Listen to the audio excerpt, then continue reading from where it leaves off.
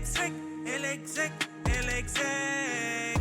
El Vélez, el Vélez, el Vélez. El fenómeno que todos quieren ser. El chamaquito que no pueden entender. How we doing, guys? And welcome back to the Exec Talk Podcast. I am your host, Del Velez. What's up to episode 178.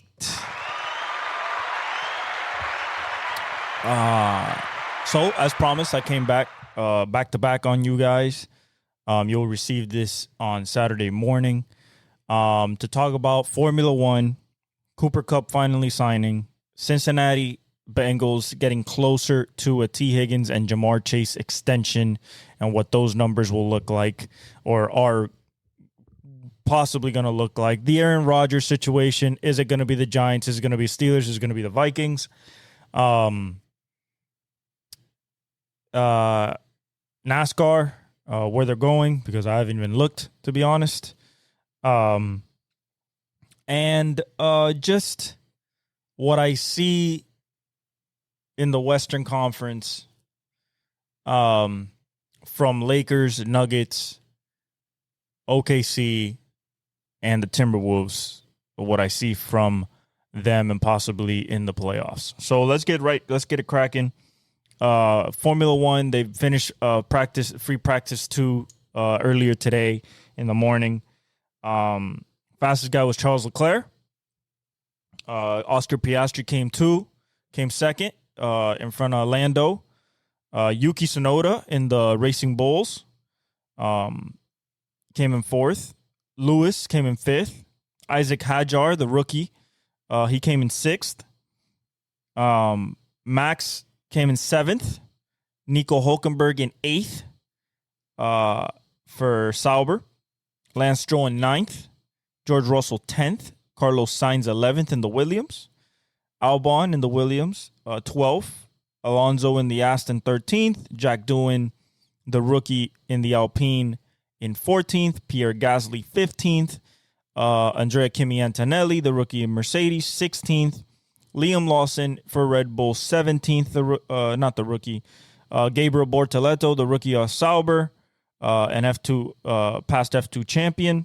He came in 18th. Esteban Ocon in the Haas in 19th. And Oliver Berman, not the rookie, but, a pretty new driver with only 2 races under his belt, with 0 laps because he crashed in FP1 pretty badly, at least for the car. He was safe. He was good, but the car, he trashed it. So what we learned from free practice 2 is that essentially, Ferrari is good on the qualifying pace, on the 1-lap pace, but McLaren has the long speed. And when you talk about Formula One and what it comes from quali trim, which is qualifying trim, low fuel, fastest tires, usually a softs, that's short run speed. And when you talk about race trim and, race pace, as they like to say it, that's long speed. That's with a full fuel load on a medium, on a hard. Race trim is where you want to be at the best at. That's what Verstappen got so good for the last 4 years, is race trim and Red Bull. So right now, it looks like it's trending towards McLaren being the best on race day, but possibly Ferrari getting the pole from what we're looking at. Surprises, Yuki Tsunoda, the Racing Bulls. I think that it's going to be a good season for them. I think they're going to be a lot closer to their sister company, not their sister company, but the higher Red Bull team. I feel like they're going to have some spoilers in qualifying for sure, have possible podiums. I like how that team is shaping out. I think it's going to be a real battle between teammates, Oscar Piastri and Lando Norris, not only for the constructors title at McLaren, as they probably will, exchange wins, but for the drivers' championship, they're probably going to chunk each other for points throughout the season. which opens the door for like a Charles Leclerc, a Lewis Hamilton, a Max Verstappen, a George Russell. This race, however, in Melbourne at Albert Park, I think that it will be McLaren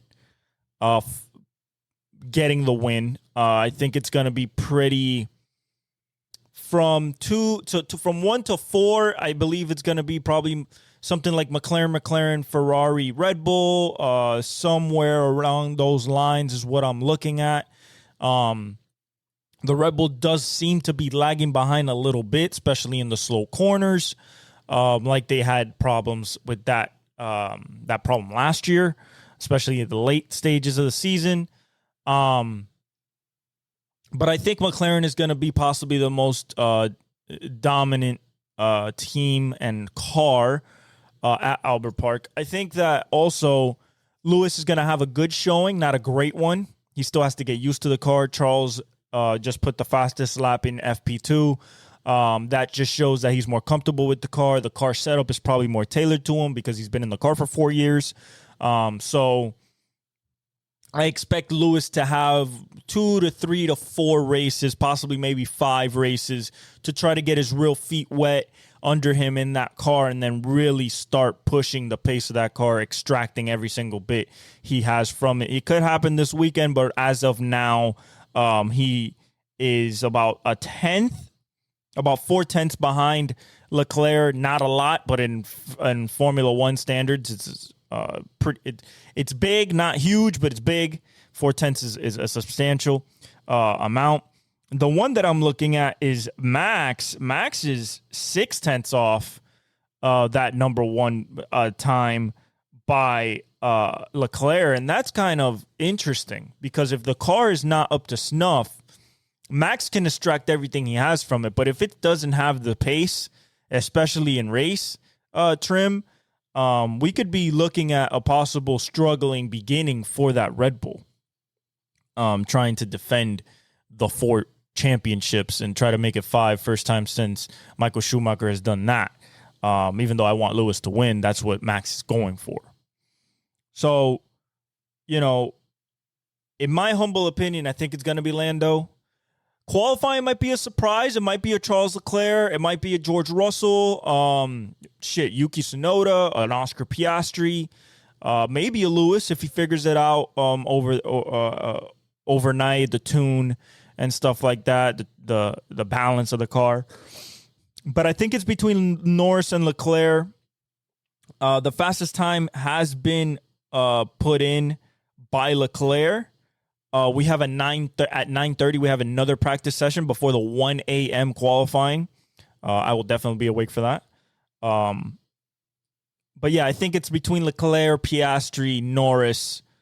In my humble opinion, I think Lewis can sneak up there, but he has to extract everything out of the car, and I just don't know if he's that comfortable to do that at this moment in time. So in about an hour and 40 minutes, we have FP3, and we'll get a little bit more information on that.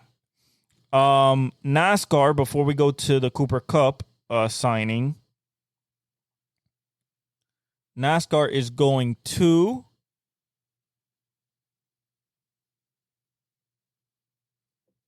Oh, they don't race this week. They race next week. They go to Las Vegas in 2 weeks on the... No. They race this week. 14th, 15th, 16th. Yeah. So they go to Las Vegas. Kyle Larson won last year. Kyle Larson's really good at this track. If there is a track that Kyle Larson could get his win and just get into the playoffs, it would be this one. I expect Christopher Bell to be strong. I expect Chase Elliott to be strong. Excuse me. I expect the Fords back to be strong on the oval. Gotta watch out for a guy like Tyler Reddick. He has been up there over the last few races since the beginning of the season, just hasn't gotten the checkered flag. Look at a guy like Ryan Blaney, Joey Logano, of course, a Denny Hamlin could win Las Vegas. Also, the hometown kid from Las Vegas, Kyle Busch. Watch him. He always races good there. He has a lot of wins there. I think he has 5 or 6 wins there in the main category. And then across all categories, I think he had like 9 across trucks and Xfinity. So I think Kyle Larson could be the betting favorite. We'll see after qualifying. But don't count out a guy like Kyle Busch, like a Denny Hamlin, any of the JGR cars. 2311 racing with Tyler Reddick. I don't think Bubba Wallace will be very good at this track, even though he has a good car. Blaney, the Fords, Buscher. Think it's going to be a fun race. I like Las Vegas. It's a good, fun track. I think it's a mile and a half. Yeah, a mile and a half, tri-oval. It's nice. It's a nice track, exciting. Good speed. Not a short track by any means. And I expect a really, really good showing from Larson as well as the Hendrick cars and JGR. Surprise, guys. I would say watch out for like a Noah Gragson in the 4. Ross Chastain in the 1. People like that. I would Ty Gibbs in the 54. Those are the people that I would keep an eye out on. But Kyle Busch, Kyle Larson, Chase Elliott, Denny Hamlin, Joey Logano. Those are the people that I'm expecting to be William Byron to be strong at this track. All right, so Cooper Kupp goes to the Seahawks. We talked about this yesterday. We talked about that the Seahawks were a possible landing spot, especially because they got rid of DK. You add them to JSN, possibly draft a running back. They also signed DeMarcus Lawrence yesterday, and he immediately fired back at the Cowboys, saying that they weren't going to win nothing. I think overall it's a great signing. They gave him 3 years, $45 million, $50 million a year. Do I think that it is a move that just cements what they have to do and that's it? Or do I think that they are supposed to, possibly keep doing stuff? I think that they should keep doing stuff. I think that they should. Why? Because I think that they still need another legit pass catcher. You have JSN, you have Cooper Kupp, you have Kenneth Walker as your running back, Charlemagne as well. But I think that you need a speed guy. And I think you get him in the draft, possibly a Matthew Golden from Texas, an Isaiah Bond. I think that there's guys in the draft that you could definitely a DK from Florida, 4-3, 4-2. There's guys you can go get. It's a fast wide receiver class. Maybe you want a Luther Burden. So yeah, Cooper Kupp joins the Seahawks on a 3-year deal, $45 million. I think that it's going to be a great addition to the team for Sam Darnold. JSN could be your number 1, but your safety blanket's going to be Cooper Kupp. Cooper Kupp does not drop the ball. Cooper Kupp is a strong receiver, can go over the middle. You can hit him on a post. You can hit him on a corner. An excellent route runner, an excellent release package, strong at the point of attack. So and he'll block. So I think it's going to be a very, very, very good signing for the Seahawks, and they've done pretty well. The Seahawks have. Other than that,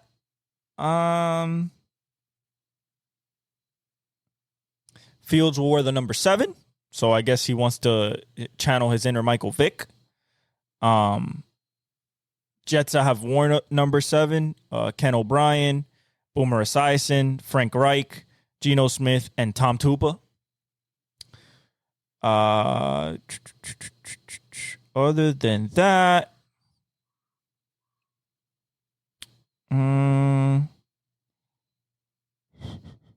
Larry Joby and Michael Hoyt will miss the first 6 games of the season. The Bills just acquired these guys in free agency. They tested positive for PEDs. Dumbasses. That's what I call those.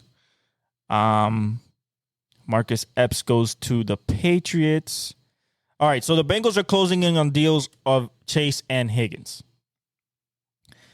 Because of what Myles Garrett got as a edge, he got $40 million a year. We are expecting Chase to come in either somewhere between 40.1 or 41 million a year is what we are looking at for Jamar Chase, because they told him, and they said publicly, the team did, we are going to make him the highest non-QB in NFL history. Higgins might come around the 30 to $35 million range, possibly 32.5, somewhere around there is what I'm expecting for T. Higgins. Let's see. Other than that, it's Sterling Shepard stays with Baker Mayfield for another year on a 1-year deal there. Dante Fowler Jr. for proud Gator goes back to the Cowboys. Let's see here. Commanders agree. Herbig, you get another offensive lineman, Nate Herbig, 1-year deal for the Commanders, former Steeler.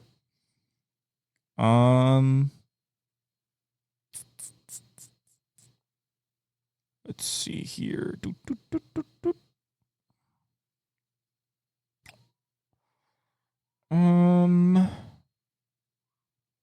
Really not nothing. Really not nothing. Other than that.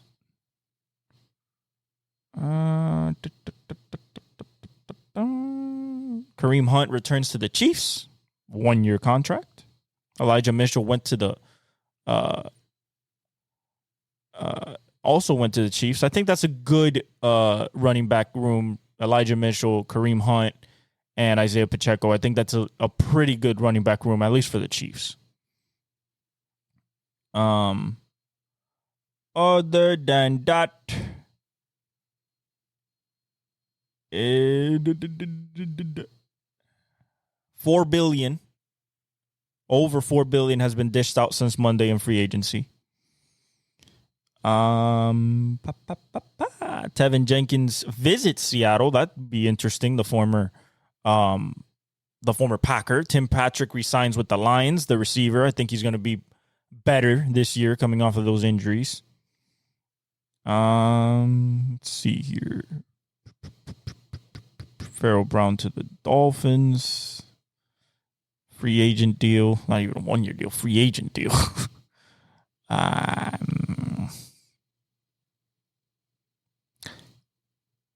Javonte went to the Cowboys. Najee Harris to the Chargers. Rico Dowdle to the Panthers. Kenneth Gainwell, Super Bowl champion, to the Steelers. And Elijah Mitchell with the Chiefs.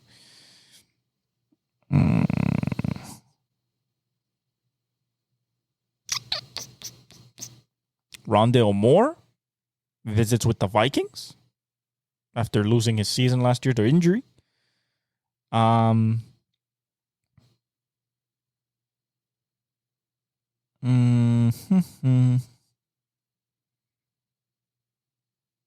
That's about it, guys. That is it. Nothing else. Miles Sanders signs with the Cowboys. That's a desperate move because there was no other running backs to go get. I still think they're drafting Ashton Genty. I just think so. I think DeMarcus Lawrence is a great signing for the Seattle Seahawks for that defense to pair up with what they got on the defensive side with the kid Byron Murphy, not Byron Murphy. What's his name? Murphy Jr., the kid, the rookie the second-year player this year. Oh, that was a rookie last year. D tackle from Texas. I think he's going to be good, and now with DeMarcus Lawrence is going to be even better. Along with Nwosu on the edge. The best available free agents left is Cam Robinson, Rasul Douglas, Stephon Diggs, Mekhi Becton, and Amari Cooper. I think Stephon Diggs will be a great addition to the Chiefs, Commanders. I would even Seattle to go get him. A team like maybe if you're the Giants and you want Aaron Rodgers, bring in Stephon Diggs next to Malik Neighbors, something like that. I don't know where Amari Cooper would fit, to be honest. I don't know if he should go to the Chiefs. I don't know if he should go again to the Giants, to the Commanders. I think he's just like, you might have to wait a little bit on where he's going. Heineke goes to the Chargers.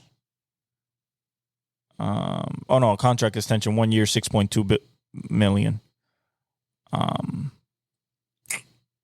Bears signs Olamide Zaccheaus from Washington, so that opens up the spot for the fourth receiver. So we'll see, because De'Ami Brown, I think, also left, if I'm not mistaken. So they might be looking wide receiver in the draft, possibly. Laviska Shenault signs with the Bills. Liam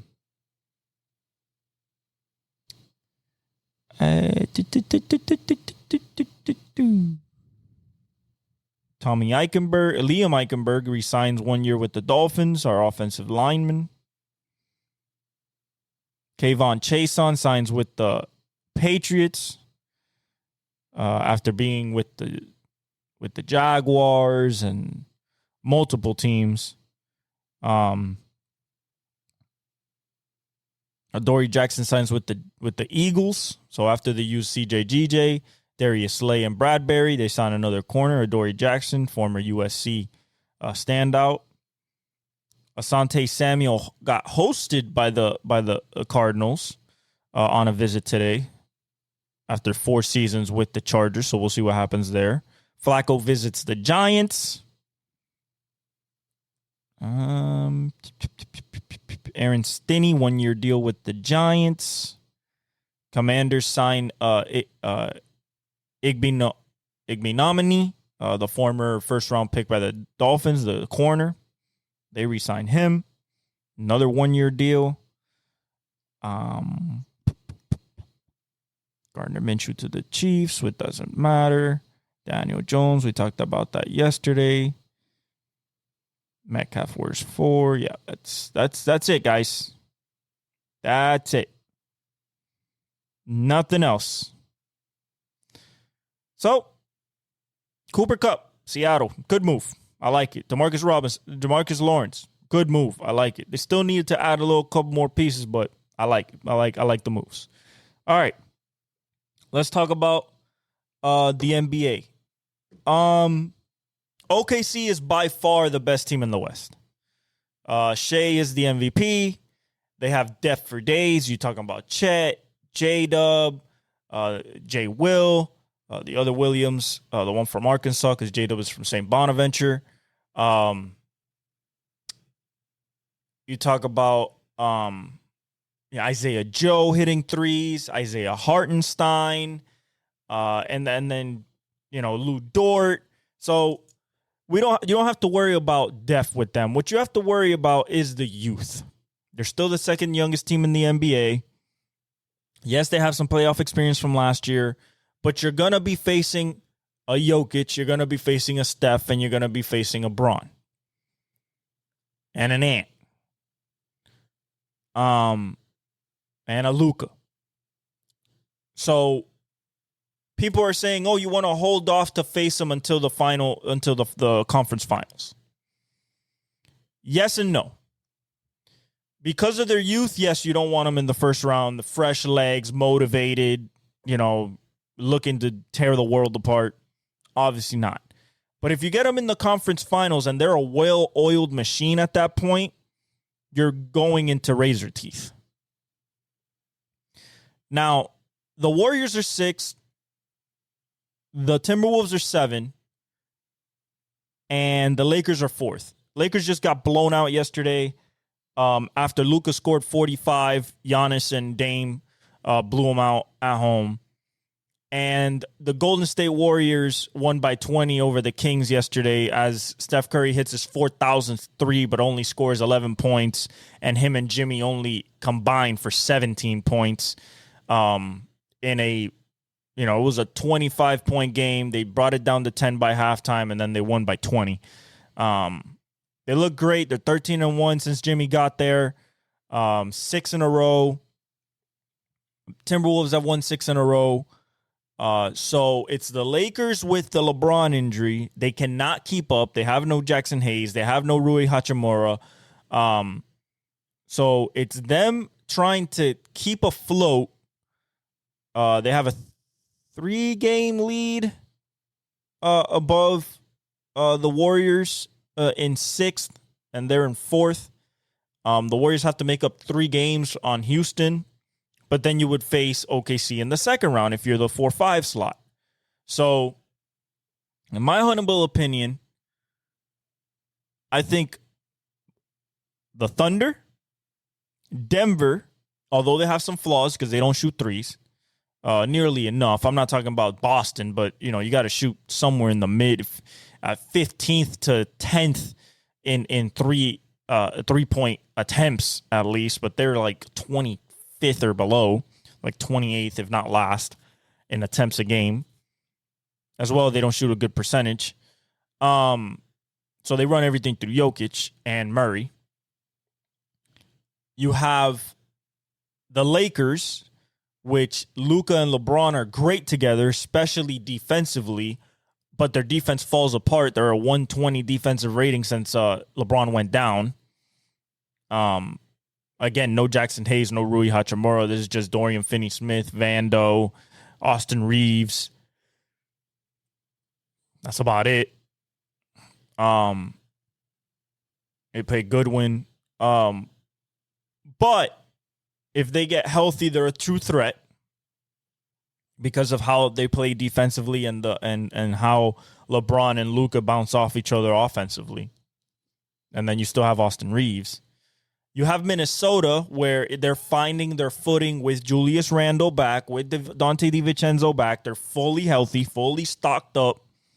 Ant's playing great, 4th leading scorer in the NBA. I wish he was at 30, but hopefully we get that next year because I think he can get there, 30 points a game. I think he could be as efficient as Shea if he just allows himself to not fall in love with the three-pointer and just plays his game, does the mid-range, attacks the rim. He'll find that balance. He's still young, but I think that there is an MVP in his future. He just has to get it before like Wemby or Luka. Shea's going to get one this year, so, some people say Tatum, Cade Cunningham, possibly, Apollo Banchero, possibly. I'm the youngins that are coming up in the game. Although Giannis can obviously win one, so can Jokic. They can win one. Shea can win another one. So it's Minnesota with Gobert and Julius Randle, Ant, McDaniels, Dante DiVincenzo, Dillingham, Shannon. With them, and then you got Golden State with Curry. 37, happy birthday today to Steph, to Chef. Top 10 player of all time, greatest shooter of all time, only guy to ever hit 4,000 threes, 800 above Harden in second. Harden is closer to 9th, Paul George, than number 1, Steph Curry, and he's second in all-time made threes. He got 3,186 or something like that. Curry just hit 2 threes yesterday, but he just needed 2 threes to get to 4,000. They won by 20 with him scoring just 11. He had a sore back yesterday. I hope that's no cause for concern. He's going to be back to his 30-point ways here shortly. He have a good game against Denver on Monday at home. Good stretch of games here to test them heading into the playoffs. They have the Lakers. They face OKC. They face Denver. They face Milwaukee. So this is going to be a real test here in the next coming week. But I like the way they're playing. They're playing like they used to play.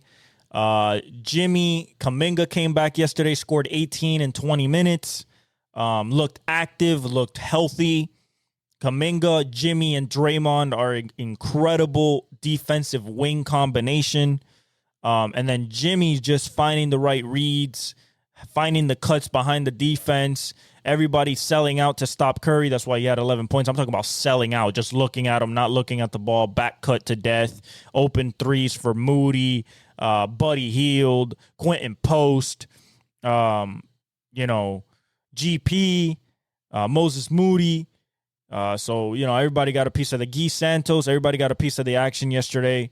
Draymond led them in scoring, 23 points off of 4 threes.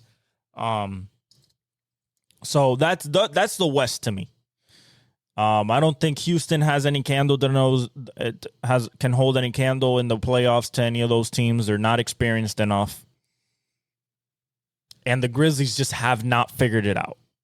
Ja is in and out of the lineup. Jaren's in and out of the lineup.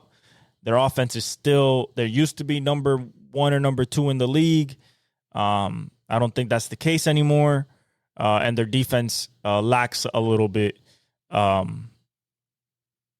try to stop a guy like Luka, LeBron, Steph, Jokic, Shea. Like, I just don't see it in the cards.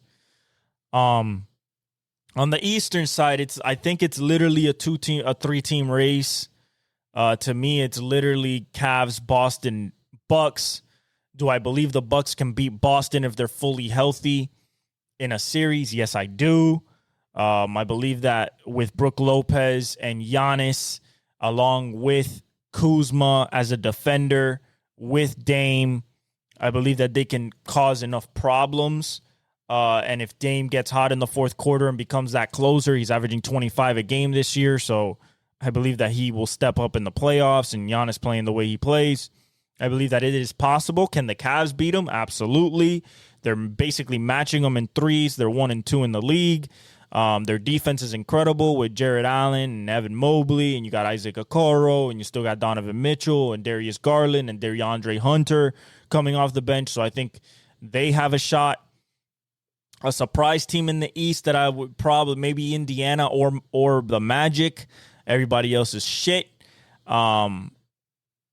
I do think that it will be a tougher road for Boston if everybody's healthy, if a Tyrese Halliburton's healthy, if they face the New York Knicks and they face Jalen Brunson healthy with Anunoby and Hart, and McHale and Robinson. But do I think that a challenge is going to pose itself until the Eastern Conference Finals? Probably not. Probably not. Whether that is Cleveland, whether that is the Bucks, I don't think anybody else will get to there.